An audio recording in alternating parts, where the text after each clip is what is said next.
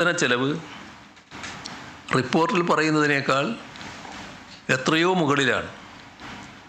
ആസൂത്രണ ബോർഡിൻ്റെ ശാസ്ത്രീയമായ ഇടപെടലുകൾ വഴി അനാവശ്യമായ റവന്യൂ ചെലവുകൾ നിയന്ത്രിക്കാനും കൃത്യമായ ധനകാര്യ മാനേജ്മെൻറ്റിലൂടെ മൂലധന നിക്ഷേപം വർദ്ധിപ്പിക്കാനും നമുക്ക് സാധിച്ചു.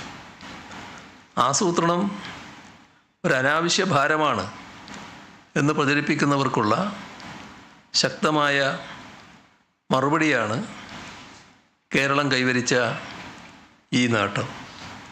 ജനങ്ങളുടെ ആവശ്യങ്ങൾ കൃത്യമായി തിരിച്ചറിഞ്ഞ് വിഭവങ്ങൾ വിന്യസിക്കാൻ ശാസ്ത്രീയമായ ആസൂത്രണം അത്യാവശ്യമാണെന്ന് സംസ്ഥാന സർക്കാർ വിശ്വസിക്കുന്നു. അതുകൊണ്ട് തന്നെ ആസൂത്രണ പ്രക്രിയക്ക് നൽകുന്ന പ്രാധാന്യം കൂടുതൽ ശക്തിപ്പെടുത്തിക്കൊണ്ട് തന്നെ കേരളം വികസന പാതയിൽ മുന്നോട്ട് പോകും.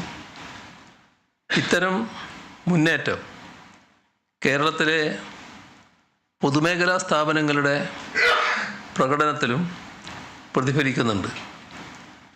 UDF സർക്കാരിന് കീഴിൽ തകർന്നടിഞ്ഞതാണ് പല പൊതുമേഖലാ സ്ഥാപനങ്ങളും. അവയെ സ്വകാര്യ മേഖലയ്ക്ക് വിറ്റഴിക്കാൻ കേന്ദ്ര സർക്കാർ ശ്രമിച്ചപ്പോൾ അതിന് പ്രതിരോധം തീർക്കുകയാണ് LDF സർക്കാർ ചെയ്തത്. പൊതുമേഖലാ സ്ഥാപനങ്ങളെ കൂടുതൽ മത്സരക്ഷമമാക്കാനും അവയുടെ പ്രവർത്തനക്ഷമത വർദ്ധിപ്പിക്കാനുമായി സർക്കാർ നിരന്തരം ഇടപെട്ടു. വ്യവസായ വാണിജ്യ വകുപ്പിന് കീഴിൽ 51 പൊതുമേഖലാ സ്ഥാപനങ്ങളാണ് സംസ്ഥാനത്തുള്ളത്.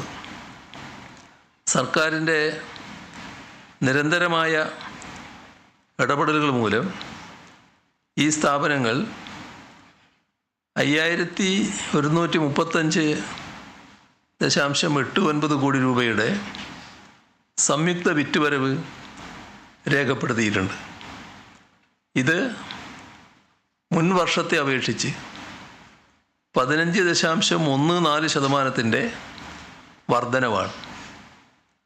അറ്റാദായം നേടുന്ന സ്ഥാപനങ്ങളുടെ എണ്ണം 2023-24 സാമ്പത്തിക വർഷത്തിലെ 12-ൽ നിന്ന് 24-25 14 ഉയർന്നു.